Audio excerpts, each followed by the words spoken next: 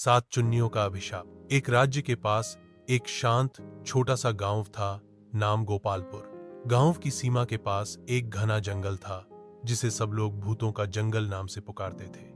इस जंगल के बीच में रहती थी एक अति प्राकृतिक रमणी, सात चुन्नी। सात चुन्नी अपूर्व सुंदरी थी, किंतु उसके रूप के पीछे एक गंभीर शोक छिपा था। वह प्रतिदिन रात के अंधकार में चिल्लाकर कहती, मुझे एक बच्चा दो, मुझे एक बच्चा दो। उसका रोना और चीत्कार से ग्रामवासी आतंकित रहते थे।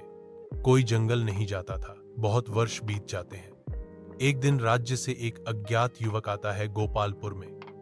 ग्रामवासी उसे सावधान करते हैं, दिन में घूमो, परंतु संध्या नामने से पहले ही लौट आओ। आओ, नहीं तो सात चुन्नी तुम्हें ले जाएगी। युवक कुछ नहीं बोले, गांव की सुंदरता देखने निकल जाता है और शाम होने से पहले लौट आता है। उस रात खिड़की से उसने देखा, एक सुंदरी स्त्री जंगल के किनारे रो रही है। वह नहीं जानता था यह वही सात चुन्नी है।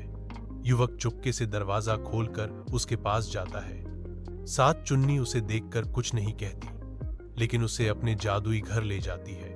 उस रात वे साथ रहते हैं। इसके बाद सात चुन्नी और जंगल के किनारे वह नहीं। ग्रामवासी मान लेते हैं वह मर गया है और युवक का सम्मान करते रहते हैं। कुछ वर्षों बाद सात चुन्नियों की एक लड़की पैदा होती है। उसके बड़े बड़े कान और बड़े बड़े दांत थे। एक दिन जब सात चुन्नी गहरी नींद में, उसकी संतान खेल के बहाने गांव में आता है। ग्रामवासी डर के मारे बच्चे को मार देते हैं। सात चुन्नी नींद से उठकर समझ पाती है कि उसकी बेटी नहीं है। ढूंढते ढूंढते वह गांव में आती है और देखती है उसका बच्चा मृत है। वह हाहाकार करके रोती है। वह वहां रहती है।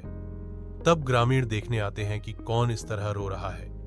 सात चुन्नी कहती है, तुम लोगों ने मेरे बच्चे को मार डाला है। मैं अब शांत नहीं होंगी जब तक कि तुम लोगों के सभी बच्चों को मैं छीन नहीं लेती।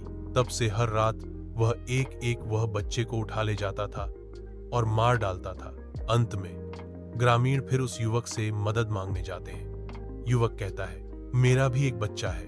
तुम अपने बच्चों को लेकर मेरे घर में रहो। आज मैं और मेरा संतान मैं बाहर नहीं रहूंगा। रात हो जाने पर सात चुन्नी आती है। युवक आगे बढ़ता है, जेब से चाकू निकालता है और कहता है, तुमने मेरी लड़की को छीन लिया है। अब तुम्हारा वक्त खत्म करने का है। सात चुन्नी रोने लगती है, लेकिन युवक और हिचकिचाता वह ऐसा नहीं करता। चाकू चलाकर उसका गला काट देता है। सात चुन्नी की मृत्यु हो जाती है।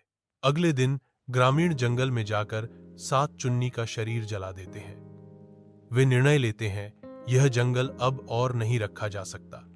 यदि रखा जाए तो फिर लौट वह शापित आत्मा आएगा।